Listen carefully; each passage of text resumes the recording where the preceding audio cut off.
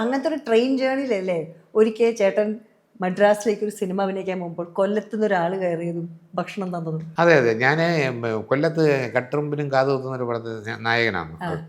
അപ്പോൾ ഷൂട്ടിങ് കഴിഞ്ഞാൽ എന്നെ തീർത്ത് വിടുകയാണ്. തീർന്നപ്പോഴത്തേക്കും ഏതാണ്ട് ഒരു 1:30-2 മണിയോളമായി. മേക്കപ്പ് പോലും വെച്ചില്ല. ഞാൻ ഓടി വന്ന് ട്രെയിനിൽ കയറി. അപ്പോൾ അതിനകത്ത് നിന്നപ്പോൾ എനിക്കങ്ങ് വിശന്നു. എനിക്ക് അപ്പോഴും വിശന്ന് കഴിഞ്ഞാൽ കൈ വിറയ്ക്കാൻ സമയം. ഭക്ഷണം ഭയങ്കര അത് അന്ന് ബുദ്ധിമുട്ടുന്ന സമയത്ത് ഞാൻ ഒരു ഇഡ്ഡലിയെങ്കിലും വാങ്ങിച്ച് കഴിക്കും. എനിക്ക് കൈ വിറയ്ക്കും.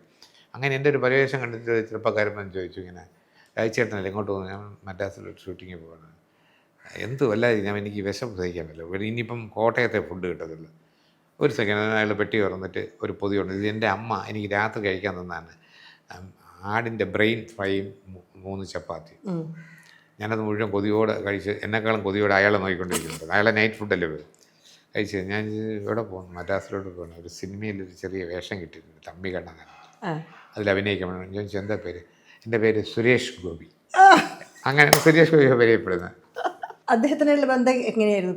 പിന്നെ നല്ല സുഹൃത്ത് ബന്ധമായിരുന്നു. പിന്നെ ഈ സുരേഷ് ഗോപിയുടെ ഒരു അനിയ ഓടിച്ചുകൊണ്ട് വന്നൊരു കാർ ആക്സിഡൻ്റാണ് മകൾ മരിക്കുന്നത്. മരിക്കുമ്പം വേറെ മുറിവൊന്നുമില്ല, പക്ഷെ ബ്രെയിൻ ഡാമേജ് ആയിരുന്നു. അങ്ങനെയാണ് മരിച്ചത്.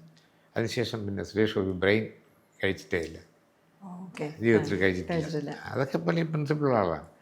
മാത്രമല്ല ആ മഞ്ഞ നിറം ഇഷ്ടമാണെന്ന് എപ്പോഴും പറയും ആ മോളൊക്കെ. അതുകൊണ്ട് ആ മരിച്ചത് കൊണ്ടുപോകുമ്പോഴത്തേക്ക് അതിനൊരു മഞ്ഞ ഫ്രോക്ക് കൊണ്ടുകൊടുത്തത് ഞാനും ഇന്ദിരയും കൂടെ ആയിരുന്നു. അതാണ് അതിന് അവസാനം ഇട്ട ഡ്രസ്സൊക്കെ.